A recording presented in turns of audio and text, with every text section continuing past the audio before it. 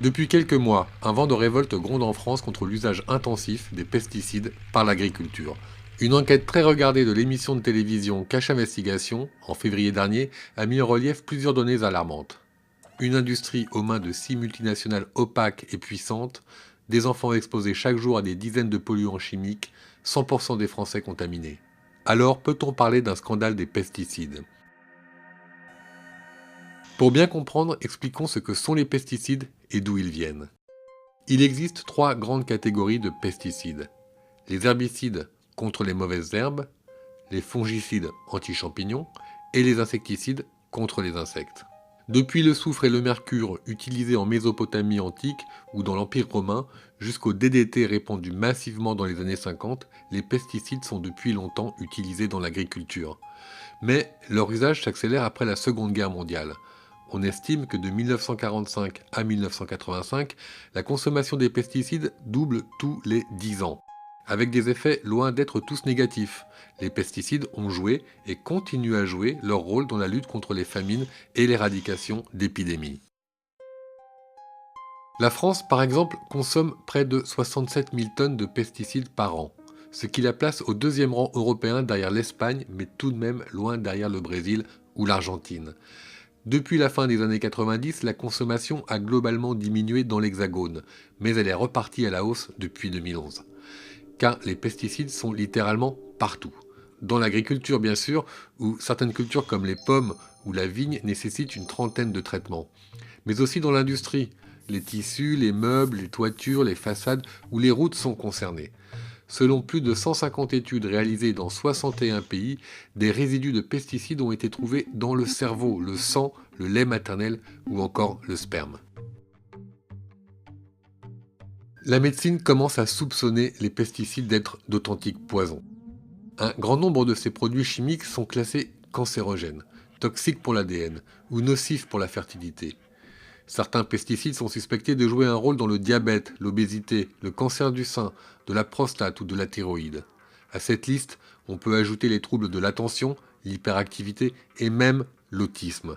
Autre exemple, la maladie de Parkinson est ainsi reconnue comme maladie professionnelle en lien avec les pesticides. Au total, l'Organisation mondiale de la santé estime que l'intoxication par des insecticides, des herbicides ou des fongicides cause quelques 250 000 morts par an dans le monde, soit autant, voire plus, que certaines grandes maladies. Au-delà de la santé humaine, les pesticides sont responsables d'émissions de gaz à effet de serre, mais aussi de la pollution des sols, de l'air et de l'eau. Ils menacent la biodiversité dans son ensemble, des micro-organismes dans les sols aux insectes pollinisateurs. Les néonicotinoïdes, par exemple, une classe d'insecticides très toxiques, très persistants dans l'environnement et massivement utilisés, sont mis en cause dans la surmortalité des abeilles, dont dépendent pourtant une immense partie des cultures mondiales. Mais aujourd'hui, les responsables politiques commencent à prendre conscience du problème. Certaines substances sont déjà interdites, le DDT depuis les années 70 par exemple, ou l'atrazine depuis 2003 en Europe. 4 néonicotinoïdes font également l'objet d'une interdiction partielle à l'échelle européenne, tandis que le Parlement français veut les interdire totalement. En France, justement, changer les vieilles habitudes n'est pas facile.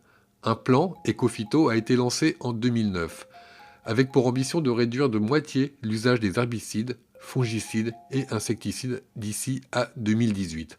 Mais ce plan a été un échec. Pour pallier ce problème, un volet Ecophyto 2 doit démarrer au printemps avec le même objectif, une baisse de 50%, mais repoussée à 2025. Reste la principale alternative aux pesticides, l'agriculture biologique. Elle est en plein essor. En France, les surfaces cultivées en bio ont bondi de 17% en un an fin février pour atteindre 1,3 million d'hectares.